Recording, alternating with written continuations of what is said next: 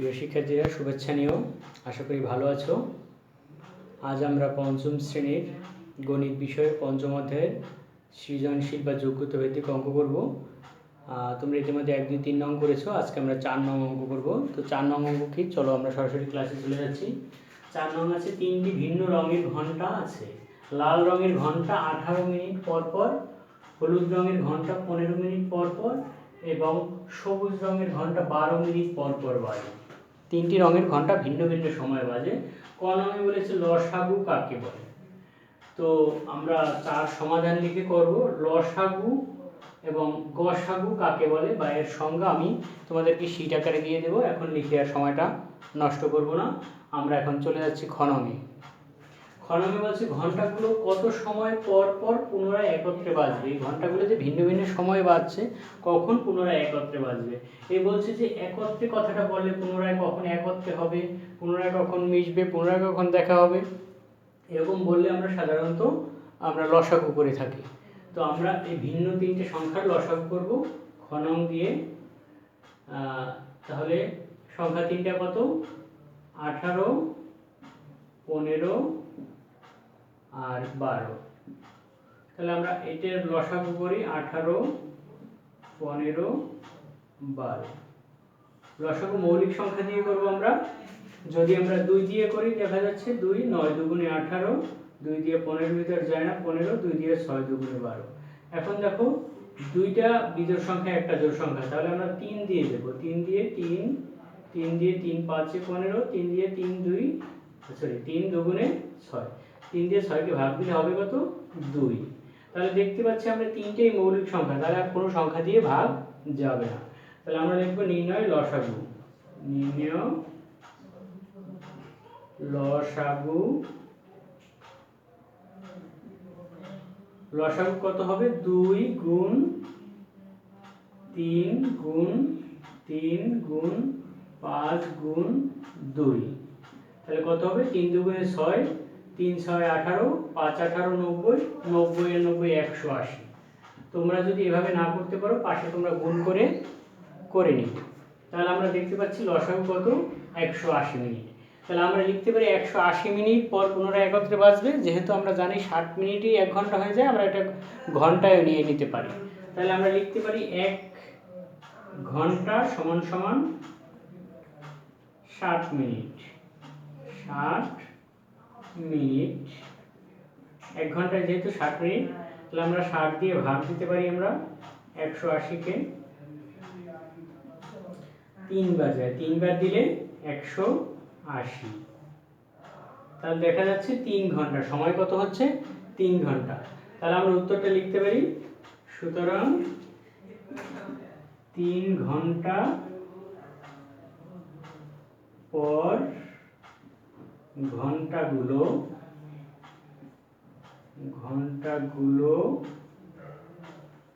পুনরায়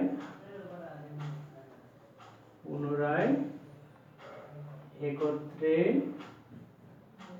বাজবে। নিচে যেন একটু লিখতে সমস্যা হচ্ছে, তারপর আশা করি তোমরা বুঝতে পারবে। যেহেতু বলছে কখন ঘন্টা 3টা পুনরায় একত্রে বাজবে, তো আমরা পুনরায় কখন একসাথে হবে একত্রে বললেই আমরা বুঝবো লসাগু। তো লসাগু করে দেখলাম, লসাগু হয় 180। তাহলে 180 কি? অবশ্যই 180 মিনিট, কারণ প্রত্যেকটা সামনে মিনিট লেখা আছে। 180 মিনিট। তো আমরা জানি যে 60 মিনিটই 1 ঘন্টা হয়ে যায়। তো আমরা 60 দিয়ে যদি 180-কে ভাগ দিই তাহলে দেখবো 3 ঘন্টা হয়। তাহলে ঘন্টাগুলো পুনরায় কখন বাজবে? 3 ঘন্টা পরে বাজবে। তো আমরা চলে যাচ্ছি এর পরের অঙ্কে। ক নং খ নং গেল, এরপরে আমরা করব গ নং। গ নংয়ে কি বলেছে? গ নংয়ে বলেছে সন্ধ্যা 6টায় ঘন্টাগুলো একত্রে বাজলে পুনরায় কয়টায় একত্রে বাজবে। তাহলে আমরা গ নং দিয়ে লিখতে পারি। আমরা খ নং থেকে পেয়েছি কি, যে খ থেকে পাই, এই কথাটা লিখে নেব। অন্য জায়গায় লিখি না, এখানে লিখবো, কারণ সরাসরি ক্ষয়ের উত্তরটা আমরা গ নংয়ে বসিয়ে দেবো। এই জন্য তো লিখবো খ থেকে পাই ঘন্টাগুলো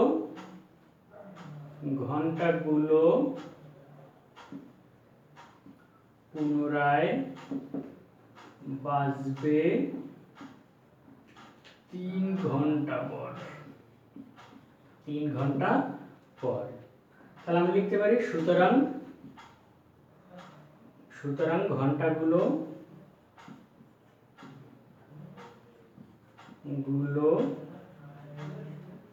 পুনরায় একত্রে বাজবে। যেহেতু ঘন্টাগুলো পুনরায় কখন একত্রে বাজবে, বলছে ঘন্টাগুলো সন্ধ্যা 6টায় একসাথে বেজেছিল। কখন? 6টায়। আমরা জানি ঘন্টাগুলো আরো 3 ঘন্টা পর বাজবে, যেহেতু সন্ধ্যা 6টায় আমরা এটা রাত লিখতে পারি, বাজবে রাত 6টায় বাজতো, আরো 3 ঘন্টা পরে এটা বাজবে। তাহলে কয়টায়? 6 যোগ 3 টায় সমান সমান 9টায়। তাহলে ঘন্টাগুলো পুনরায় একত্রে কখন বাজবে? রাত 9টায়। তা আমরা লিখতে পারি সুতরাং রাত 9টায়, রাত 9টায়। তা আশা করি বুঝতে পেরেছো। গণামি পেয়েছি আমরা ঘন্টাগুলো 3 ঘন্টা পরে একসাথে বাজে। তো সন্ধ্যা 6টায় যদি বাজে তাহলে 7টা, 8টা, 9টা, 9টার সময় আর ঘন্টাগুলো পুনরায় একত্রে বাজবে। এই জন্য আমরা লিখতে পারি যে ঘন্টাগুলো পুনরায় একত্রে বাজবে, যেহেতু 6টায় বেজেছিল সেই 6টা যোগ এই 3টা সমান সমান রাত 9টায় ঘন্টাগুলো একত্রে বাজবে। আশা করি অঙ্কটা বুঝতে পেরেছো। আমরা এর পরের অঙ্কে চলে যাচ্ছি। তাহলে তোমরা 5 নং দেখতে পাচ্ছ, একটি আয়তাকার মেঝের দৈর্ঘ্য 42 মিটার ও প্রস্থ 36 মিটার। কোনো জায়গা খালি না রেখে আমরা ঘরের মেঝেতে বর্গাকার কার্পেট বসাতে চাই। তো এটা হলো উদ্দীপক। এবার প্রশ্ন দেওয়া আছে, মেঝেতে বিছানো যাবে এমন বর্গাকার কার্পেটের এক বাহুর দৈর্ঘ্য কত? এক বাহুর দৈর্ঘ্য চেয়েছে। যেমন এখানে তোমাদের দেয়া আছে একটা বর্গাকার ঘর, এটার এই কার্পেট, একটা বর্গাকার কার্পেট, এর এক বাহুর দৈর্ঘ্য কত? এরকম যদি এক বাহুর দৈর্ঘ্য বের করতে বলে, বড় জায়গার মধ্যে ছোট একটা জিনিস চাই, তাহলে আমরা সাধারণত সেটা গসাগু করে বের করব। তো গসাগু করলে আমরা যে সর্বোচ্চ কত বড় মাপের কার্পেট বসাতে পারবো সেটা, যদি সর্বোচ্চ বলে, সর্ববৃহৎ বলে, সবচেয়ে বড় বলে, বৃহত্তম বলে, তাহলে আমরা সাধারণত গসাগু করব। তাহলে যেহেতু সবচেয়ে বড় কার্পেটের মাপ চেয়েছে সেহেতু আমরা গসাগু করব। তো লিখব 5 সমাধান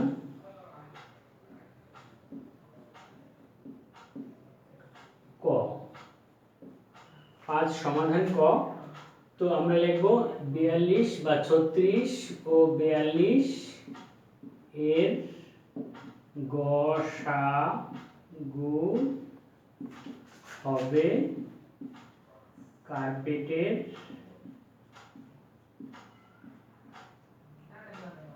এক বাহুর দৈর্ঘ্য, এক বাহুর দৈর্ঘ্য। আমরা গসাগু করব, 36 দিয়ে 42কে ভাগ করব, 42কে ভাগ করলে একবার যাবে 36, 12 থেকে 6 গেলে 6, 6 দিয়ে 36কে ভাগ করব, 6 বার 36। তাহলে দেখা যাচ্ছে আমাদের গসাগু কত হচ্ছে? 6। লিখব নির্ণয় গসাগু, নির্ণয় গসাগু 6। অতএব বর্গাকার কার্পেটের এক বাহুর দৈর্ঘ্য, এক বাহুর দৈর্ঘ্য 6 মিটার। তাহলে আমরা পেলাম যে বর্গাকার কার্পেটের এক বাহুর দৈর্ঘ্য হবে 6 মিটার। তো আশা করি অঙ্কটা বুঝতে পেরেছো। যদি আমরা কোনো নির্দিষ্ট জায়গার মধ্যে সবচেয়ে বড়টা বের করতে পারি, সবচেয়ে বেশি চাই, তাহলে আমরা গসাগু করব। তো দেখলাম 36 ও 42 এর গসাগু হলো 6। তাহলে আমরা বুঝলাম যে এই বর্গাকার কার্পেট চেয়েছে, একটা কার্পেটের এক বাহুর দৈর্ঘ্য 6 মিটার। তাহলে সকল বাহুর দৈর্ঘ্য এর 6 মিটার করে হবে। এখন চেয়েছে হলো 5 খ করব। খ নং কি বলেছে আমরা দেখে নিই। খ নং বলেছে দৈর্ঘ্য অনুযায়ী কতটি কার্পেট লাগবে। আমরা লিখব খ দৈর্ঘ্য, দৈর্ঘ্য কত? 42 মিটার। বড়টাই সাধারণত দৈর্ঘ্য হয়। তাহলে লিখবো, সুতরাং দৈর্ঘ্য অনুযায়ী কার্পেট লাগবে, দৈর্ঘ্য অনুযায়ী কার্পেট লাগবে।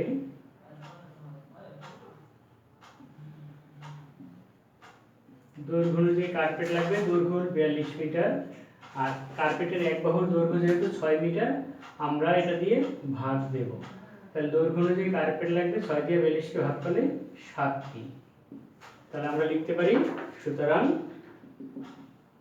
7টি কার্পেট।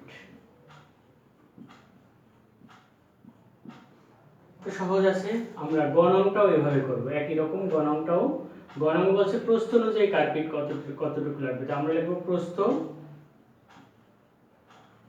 36 মিটার।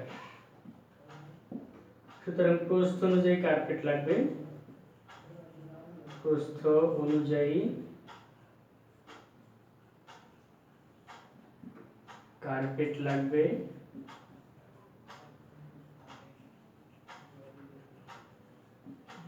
প্রস্থ অনুযায়ী কার্পেট লাগবে, প্রস্থ 36 এবং কার্পেটের এক বাহুর দৈর্ঘ্য হলো 6 মিটার। 36 কে 6 দিয়ে ভাগ দিলে 6টি। তাহলে আমরা দেখতে পাচ্ছি 6টি কার্পেট। তাহলে আমাদের দৈর্ঘ্য অনুযায়ী কার্পেট লাগবে 7টি এবং প্রস্থ অনুযায়ী কার্পেট লাগবে 6টি। অর্থাৎ যদি এই ঘরটা এইদিকে লম্বা হয় এরকম, এটা যদি 36 মিটার 42 মিটার হয়, এদিকে 42 মিটার এবং এদিকে যদি 36 মিটার হয়, তাহলে আমাদের এদিকে কার্পেট লাগবে হলো 7টি আর এদিকে কার্পেট লাগবে হলো 6টি করে। তাহলে এখন বের করব আমরা গণনে মোট কতটি কার্পেট লাগবে। তাহলে দেখো আমরা গণনটা করতেছি।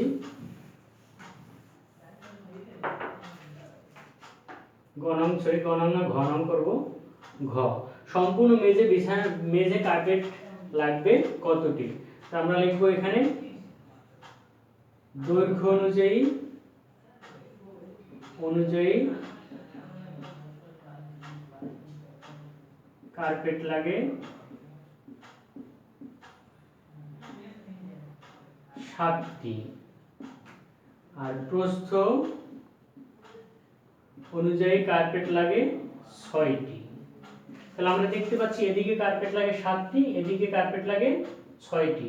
মোট কতটি লাগবে, তাহলে 7 গুণ 6, 6 সাথে 42টি। তাহলে বের লাগবে সম্পূর্ণ মেঝে বিছানোর জন্য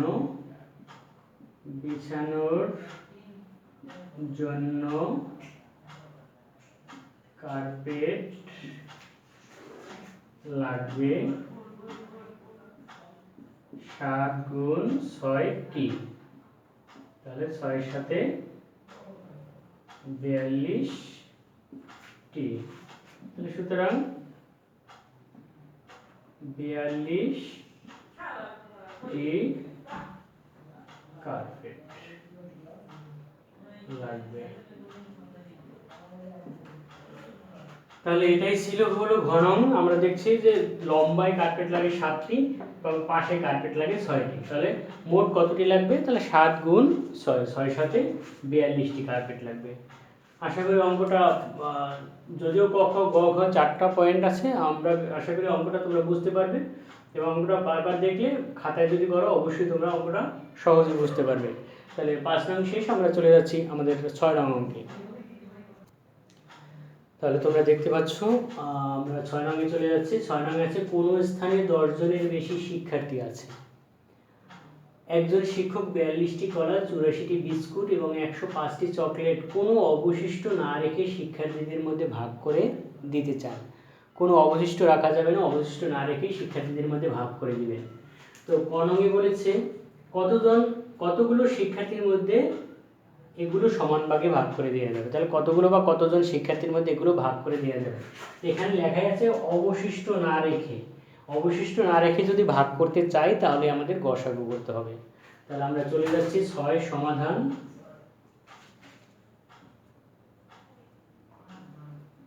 6 নংয়ে সমাধান। 6 এর সমাধানে কি করব, কলম করব।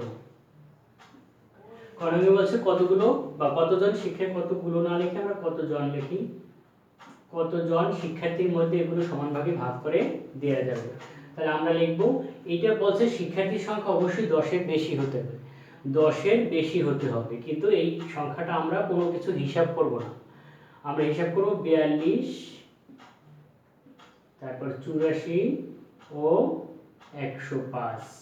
তাহলে লিখব এত এর গসাগু হবে, গসাগু হবে শিক্ষার্থীর সংখ্যা, শিক্ষার্থীর সংখ্যা। তাহলে আমরা গসাগু করি, প্রথমে ছোটটা দিয়ে তারপর এটাকে ভাগ দিই। 84 দুইবার যাবে, 2 দুগুণে 4, 4 দুগুণে 8, মিলে গেল। তাহলে এখানে গসাগু কত, 2 না 42? অবশ্যই 42। আবার 42 দিয়ে 105 কে আমরা ভাগ দেব, আর লিখে নেব আবার। তাহলে 42 দিয়ে ভাগ দেব 105 কে। তাহলে দেখব 2 বার যায়, 2 দুগুণে 4, 4 দুগুণে 8, 84। 5 থেকে 4 গেলে 1, 10 থেকে 8 গেলে 2, 21। 21 দিয়ে 42 কে ভাগ দেব, 2 বার যাবে, 2 একে 2, 2 দুগুণে 4। তাহলে দেখলাম মিলে গেছে। তাহলে গসাগু কত হলো এখানে? গসাগু হলো আমাদের, গসাগু হলো কত? গসাগু হলো 21। তাহলে আমরা লিখব অতএব নির্ণয় গসাগু, নির্ণয় গসাগু 21। সুতরাং শিক্ষার্থীর সংখ্যা, শিক্ষার্থীর সংখ্যা 21 জন। তাহলে আমরা বলেছি যে গসাগু হবে কত, যে যা গসাগু যা হবে শিক্ষার্থীর সংখ্যাও হবে তাই। তাহলে আমরা ভাগ দিয়ে এভাবে গসাগু করে দেখলাম যে আমাদের গসাগু হয় 21। তাহলে আমরা লিখব নির্ণয় গসাগু 21। সুতরাং শিক্ষার্থীর সংখ্যাও 21 জন। শিক্ষার্থীর সংখ্যা হবে আমাদের কতজন? 21 জন। তাহলে আমরা এই পরের অঙ্কে চলে যাচ্ছি। পরের অঙ্কে কি বলেছে,